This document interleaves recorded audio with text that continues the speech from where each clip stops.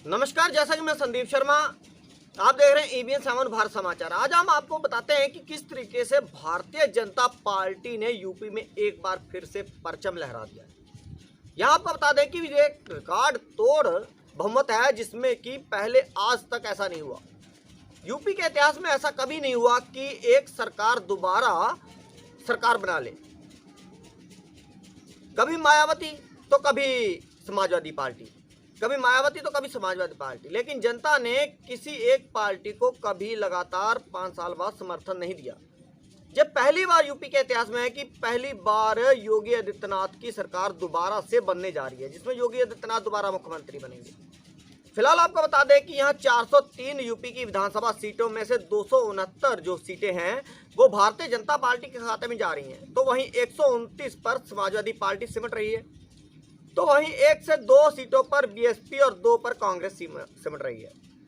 तो आपको सारे हम आंकड़े बता दें, यहाँ लखीमपुर कांड में जहां पूरा देश एक तरफ था, तो वहीं आपको बता दें कि लखीमपुर खीरी में भी 8 में से 6 जो सीटें हैं वो भी भारतीय जनता पार्टी के खाते में चली गई।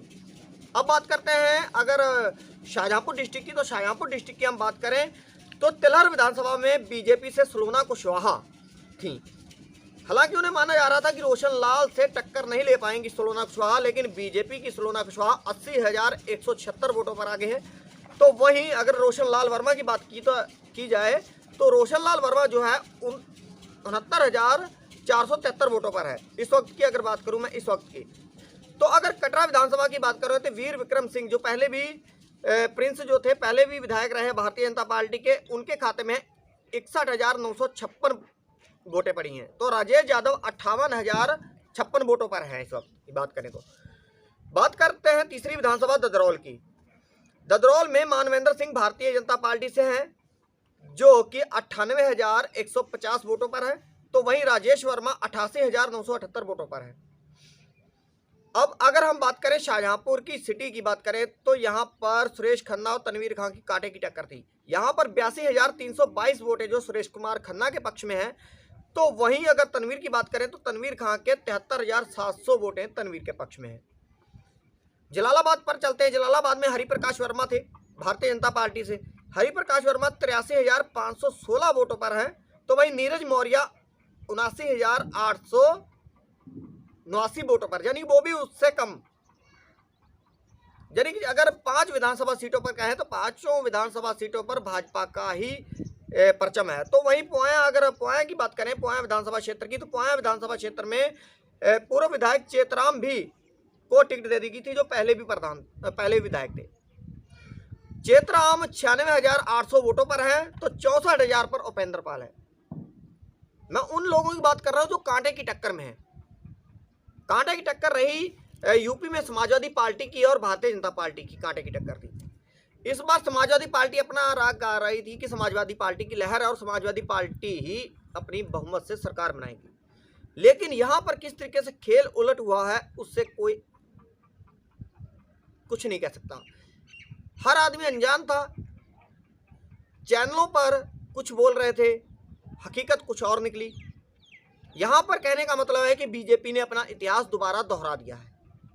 ये पहली दफा हुआ है कि उत्तर प्रदेश में पहली बार जनता ने दोबारा मुख्यमंत्री को चुना हो, उसी सरकार के उसी मुख्यमंत्री को।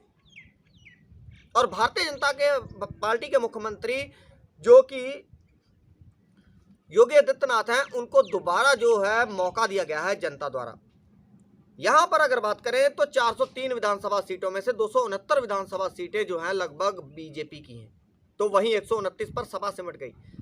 तो इन चीज़ों को अगर ध्यान में रखा जाए तो आप देखते होंगे कि किस तरीके से जो है भारतीय जनता पार्टी ने जिस तरीके से रिकॉर्ड बहुमत से अपनी सरकार बनाने की बात है। हालांकि अभी चुनाव जो प्रक्रिया, वो जो मतगणना की प्रक्रिया चालू है, उसके बावजूद भी जो आंकड़े हैं वो हम आपको दिखा रहे हैं कि किस तरीके से, लेकिन कहीं कहीं इतनी ज़्यादा फाइट है कि वो पार करना मुश्किल होगा, क्योंकि अब समय कम रह गया है गिनती का।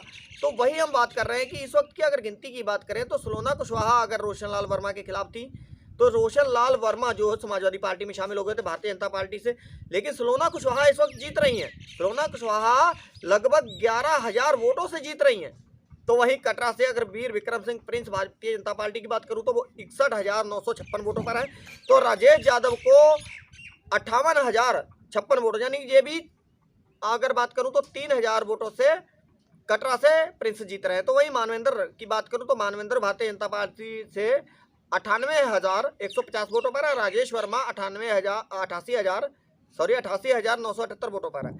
तो सीधी बात करूं शाहजहांपुर की अगर, तो खन्ना जी जो हैं, सुरेश कुमार खन्ना 8वीं बार विधायक बन चुके हैं। यहाँ आपको बता दें कि 82,322 जो वोट हैं इस वक्त सुरेश कुमार खन्ना जी के पक्ष में है। तो वहीं तनवीर खां के 73,000, यहाँ भी 10,000 से ऊपर का अंतर है पोलिंग का। हरिप्रकाश वर्मा जो कि भारतीय जनता पार्टी से जलालाबाद से सीट पर थे, तो इनके खाते में 83,516 वोटें हैं। तो वहीं नीरज मौर्य जो मजबूत प्रत्याशी गिने जाते थे समाजवादी पार्टी के, उनके खाते में 79,879 जो है वोटें हैं उनके पक्ष में। चेतराम यहाँ पर विधायक बन चुके हैं। यहाँ पर आपको बता दें चेतराम, अगर बात करूँ चेतराम की, तो 96,801 वोट पर है। उपेंद्र पाल 64,807 वोट पे। यहाँ पर अगर बात करूँ तो 30,000 वोटों का अंतर है, लगभग 25-30,000 वोटों का, जो कि भरपाई नहीं हो पाएगी। इससे साफ जाहिर होता है कि शाहजहांपुर की पिछली 2017 में जिस तरीके से शाहजहांपुर की अगर बात करें तो शाहजहांपुर में 2017 में पाँच जो सीटें थी भारतीय जनता पार्टी के खाते में गई थी, उसके बाद में एक जो थी समाजवादी पार्टी के खाते में गई। लेकिन इस बार की अगर बात करें शाहजहांपुर की, तो शाहजहांपुर की 6 की 6 विधानसभा सीटों पर भाजपा ने अपना परचम लहरा दिया है। यहाँ पर अगर बात करूं, ये जल्दबाजी होगी कहना, लेकिन फिर भी अगर बात करूं तो इतना जो गैप है शायद पूरा नहीं हो सकता।